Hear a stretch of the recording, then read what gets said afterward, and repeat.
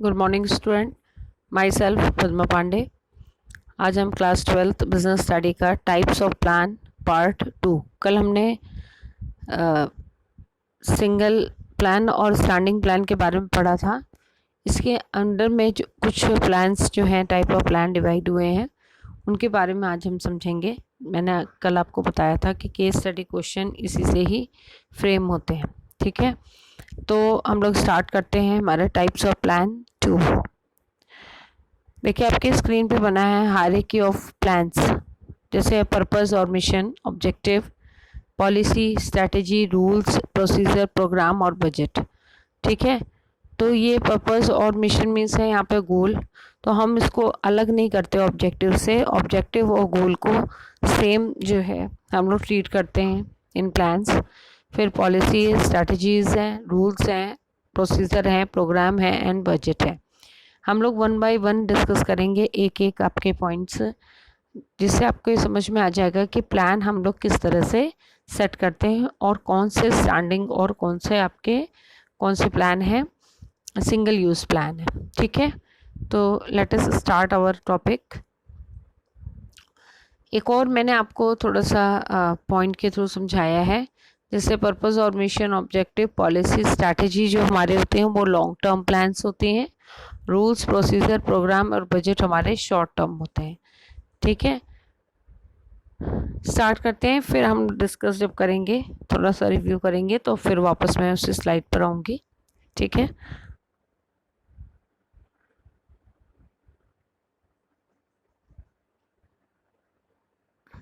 Anyways late us start. Objective. Objective neither single nor standing plan.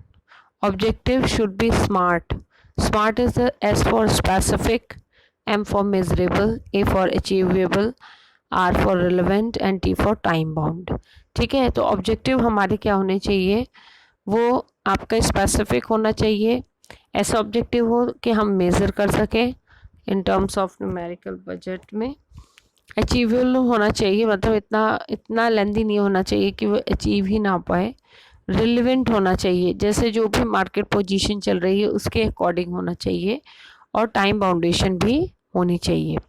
ठीक है, feature क्या है, feature of objective and result, um, all other activities are directed towards and written statement of desired result to be achieved within the given period of time। जो हमने point ऊपर पढ़े हैं उन्हीं का ही थोड़ा सा आपको बताया गया है कि स्पेसिफिक मीन्स एंड रिजल्ट की तरफ ले जाना। ठीक है, एक एम होता है, ठीक है, अचीवेबल है, मतलब एम बनाया जाता है। आप कोई भी वर्क करते हैं, जैसे मान लीजिए कोई ऑर्गेनाइजेशन है, उसने बोला कि हमें अपनी सेल 10% इंक्रीज करनी है 6 मंथ में।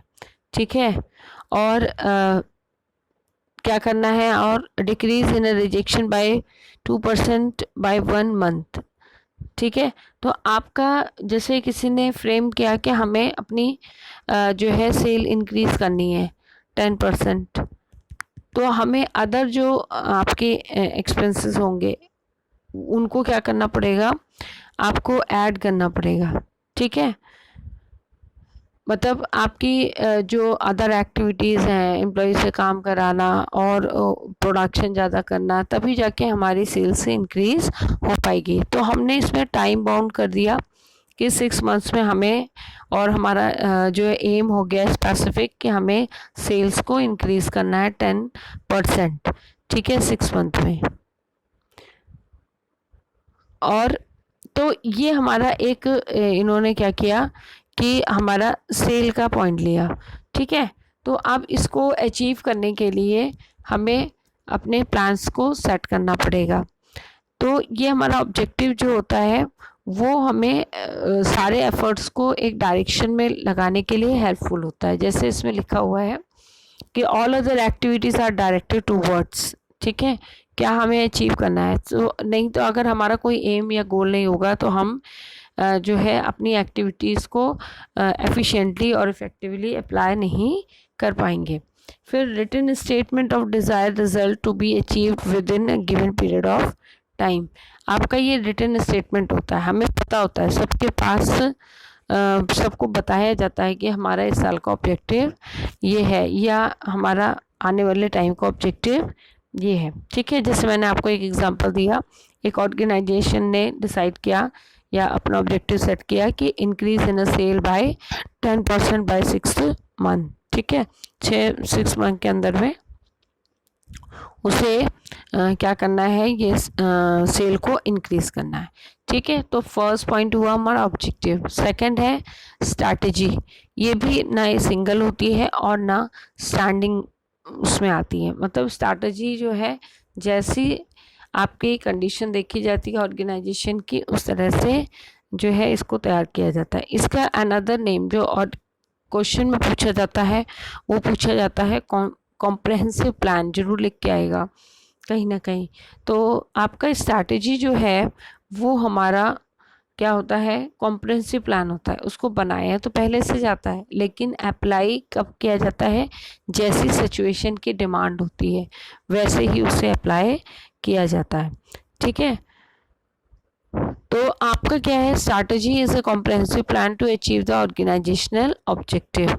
Contours of business involve environment scanning, include determination of long-term objectives, determining course of action, allocation of resources। contour means a broad, मतलब बिजनेस के जितने भी टर्म्स एंड कंडीशन है वो इसके अंदर में अप्लाई किए जाते हैं। ठीक है,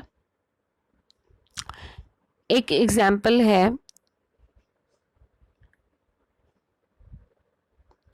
choice of advertising media, sale promotion technique, which channel of distribution to be used and who are the customer, what is the demand।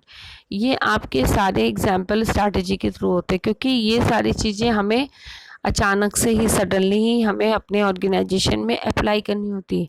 तो सडनली हम अप्लाई कर सकते हैं, लेकिन हमें इसके प्लानिंग पहले से करनी पड़ती है। मतलब बनाया पहले ही जाता है, लेकिन इसे अप्लाई जैसी कंडीशन होती है उस हिसाब से किया जाता है। ठीक है, तो आपको अच्छे से पता है, इसलिए मैं आपको प्लानिंग को बार बार आपके टॉपिक को अभी की करंट सिचुएशन की तरफ ले जाती हूँ, इसलिए क्योंकि अभी ऐसी है कि किस तरह की स्ट्रैटेजी अप्लाई करी जाए। बोला जाता है ना कि अभी बिजनेसमैन इस तरह की स्ट्रैटेजी देख रहे हैं, अभी डॉक्टर्स इस तरह की स्ट्रैटेजी अप्लाई करके इन सब को ठीक करना चाहते हैं। हमारे पीएम मोदी जी हैं, वो भी हमें डिफरेंट स्ट्रैटेजी के थ्रू हमारा जो है आसान कर रहे हैं वर्क। तो ये सारी चीज़ें हमारी स्ट्रैटेजी के अंदर में आती हैं। इनको बनाया पहले से जाता है, लेकिन अप्लाई सिचुएशन के अकॉर्डिंग सडन अप्लाई किया जाता है।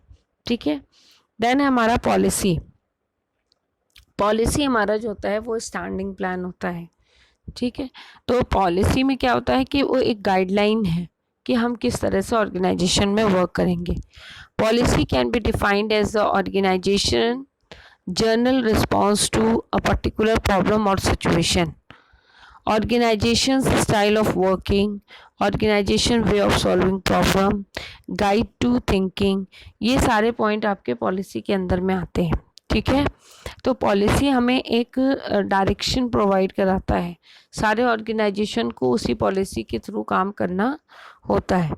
ठीक है, तो जैसे हम लोग पॉलिसी बनाते हैं, आप अक्सर देखते हैं कि no credit sale policy, make और बाय पॉलिसी। जैसे कंपनी ने कोई नई पॉलिसी निकाली, buy one get one free. ठीक है, या एग्जांपल है परचेज पॉलिसी में include how from many supplier company should purchase, what is the criteria for choosing the supplier. ठीक है, तो इस तरह की पॉलिसी के हम इस पर्सन से कांटेक्ट करेंगे और हमारे को इतना जो है पूरे ईयर में इतना जो है रॉ मटेरियल परचेज करना है, क्या करना है। तो इस तरह से कौन सी टेक्नोलॉजी नई अडॉप्ट करेंगे, ठीक है, अपने ऑर्गेनाइजेशन को शिफ्ट करना है। तो इस तरह की जो पॉलिसीज़ होती हैं, या आप देख लीजिए आपके स्कूल में ही डिफरेंट पॉलिसी बनाई जाती हैं और उनके थ्रू ऑर्गेनाइजेशन को चलाया जाता है। ठीक है, अभी जैसे पॉलिसी है कि हम लोग जो है ऑनलाइन क्लासेस प्रोवाइड कराएंगे, मतलब ऑनलाइन स्टडी मटेरियल प्रोवाइड कराएंगे। तो ये पॉलिसी अभी इस टाइम चल रही है जब तक कि हमारे सिचुएशन क्या है लॉकडाउन की। तो ये सारे पॉलिसी अब इसी गाइडलाइन के थ्रू हम लोग सब जो टीचर्स हैं या आपके अपने स्टूडेंट हैं वो सब इसको फॉलो कर रहे हैं और उसी के थ्रू अपना वर्क कर रहे हैं। मतलब स्टडीज़ को कोई दिक्कत ना हो, स्टडीज़ जो है इंटरप्ट ना हो, उसके लिए ये पॉलिसी रखी गई। ठीक है, तो आपका और आप डिटेल एनसीईआरटी बुक से पढ़ लेंगे। मैंने देखिए फ्रंट पेज पर पेज नंबर एनसीईआरटी का बता रखा है 104 से 106 तक में ये कंसेप्ट दिया हुआ है। Please download your NCERT. हमने जो है आपको लिंक भी दे रखा है आपके व्हाट्सएप ग्रुप में, तो you can download NCERT book from that link. ठीक है, और पढ़िए उसको, एनसीईआरटी को डाउनलोड ज़रूर कीजिए। देन है हमारा प्रोसीजर। आज हम 4 पॉइंट ही लेंगे, उसके बाद कल हम लोग नेक्स्ट आगे के नेक्स्ट 4 पॉइंट्स इन्वॉल्व करेंगे। ठीक है, तो प्रोसीजर मीन्स स्टैंडिंग प्लान है। Procedure are required to step established in advance to handle the future conditions. The procedure can be defined as the exact manner in which an activity is to be accomplished. Sequence of step, chronological order, guide to action, step by step way of doing a work. ठीक है, जैसे आप लोग maths में question solve करने के लिए procedure follow करते हैं। ठीक है, एक स्टेप जैसे एक्सपेरिमेंट होते हैं, कोई एक्सपेरिमेंट करते हैं तो लिखते नहीं प्रोसीजर्स ऑफ एक्सपेरिमेंट। तो प्रोसीजर मीन्स इसके बाद ये स्टेप, इसके बाद ये स्टेप। अगर आप प्रोसीजर के थ्रू काम नहीं करेंगे, एक्सपेरिमेंट नहीं करेंगे तो आपको हार्म हो सकता है। ठीक है, तो प्रोसीजर आपका क्या है, स्टैंडिंग प्लान है आपका, जो है रीयूज़ किया जाता है, बार बार वो प्रोसीजर को अप्लाई किया जा सकता है। जैसे एग्जांपल मैं आपको बताती हूँ, the procedure for admission in a particular school can be, procedure are made common for all department to coordinate their activity, so the procedure can across all the department line. For example, the procedure handled to order by manufacturing department may solve sale department also. ठीक है, तो ये step होता है कि मतलब किसी एक पे फिक्स नहीं होता है, प्रोसीजर सब फॉलो कर सकते हैं और अपने अपने हिसाब से प्रोसीजर को अप्लाई करते हैं। तो जो ऑर्गेनाइजेशन में हेड ऑफ द डिपार्टमेंट होते हैं वो अपने अपने प्रोसीजर सेट करते हैं और ऑर्गेनाइजेशन को बताते हैं। तो आपको देखिए ब्लैक लाइन में अलग से मैंने एक पॉइंट लिख रखा है कि policies and procedure are interlinked with each other. अगर आपकी पॉलिसी बनी है तो प्रोसीजर उसी के हिसाब से स्टेप सेट किए जाते हैं। Procedure are step to be carried out within the broad policy framework. ठीक है, तो मैंने आपको समझा ही दिया है। क्लास वर्क आज आपको 10 क्वेश्चन MCQ में और दूंगी और होमवर्क के लिए आपको ये टॉपिक पढ़ना है और इन्हीं में से स्मॉल 5 क्वेश्चंस फ्रेम करने। ठीक है, आज मैं इसकी PDF आपको इसलिए नहीं प्रोवाइड कराऊंगी क्योंकि आप लोग जो है जो लिंक आपको दिया जाता है YouTube के लिए पढ़ने के लिए वीडियो उसमें हम लोग अपलोड कर रहे हैं, तो उसको आप देख नहीं रहे। अभी इससे आपका ही लॉस है, आपको डिस्क्रिप्शन नहीं पता लगेगा। बहुत सारे बच्चे ऐसे हैं जो बिल्कुल जो है स्टडीज़ पे ध्यान नहीं दे रहे हैं। फीडबैक में भी हमें बहुत कम बच्चे मिले थे। ठीक है, हमने जूम पे मीटिंग कंडक्ट की थी 12th क्लास दोनों सेक्शन की, बट उसमें भी कोई बच्चे इन्वॉल्व नहीं हुए थे, बहुत कम बच्चों ने इन्वॉल्वमेंट दिखाई है। तो आप पढ़ेंगे नहीं तो आगे आपको ही प्रॉब्लम आएगी कि हो सकता है कि जब भी स्कूल खुले तो आपका UT तुरंत स्टार्ट कराया जाएगा, क्योंकि हमने ये कंसेप्ट आपको सारे पढ़ा रखे हैं और ये पूरे 4 चैप्टर आएंगे आपके UT में, कि ध्यान में रखिए। तो आप एक भी वीडियोस एक भी चीज़ें देख नहीं रहे, रिव्यू वीडियोस चलाए जा रहे हैं। आपको मैं PDF फाइल प्रोवाइड करा देती हूँ तो आप वीडियोस को ना सुनते हैं ना देखते हैं, ये बिल्कुल भी ठीक नहीं है। आप सीरियसली पढ़ाई करिए। कुछ बच्चे पढ़ भी रहे हैं, कुछ रिस्पॉन्स भी दे रहे हैं, कुछ बिल्कुल नहीं पढ़ते हैं। तो मैं आज आपको इसकी PDF कोई प्रोवाइड नहीं कराऊंगी। आप पहले आप इसको वीडियो देखिए, पढ़िए और समझिए। सारे स्टूडेंट्स से बोला जा रहा है क्योंकि दोनों सेक्शन में हम प्रॉपर लिंक प्रोवाइड करा रहे हैं और आप इसको बहुत लाइटली ले रहे हैं। ठीक है, तो आपको इसको कंप्लीट करना है। मैं कभी भी कॉपीज़ आपके काम की देख सकती हूँ, तो इसको करिए। मैं आपको एक जो है रिव्यू दिखा देती हूँ।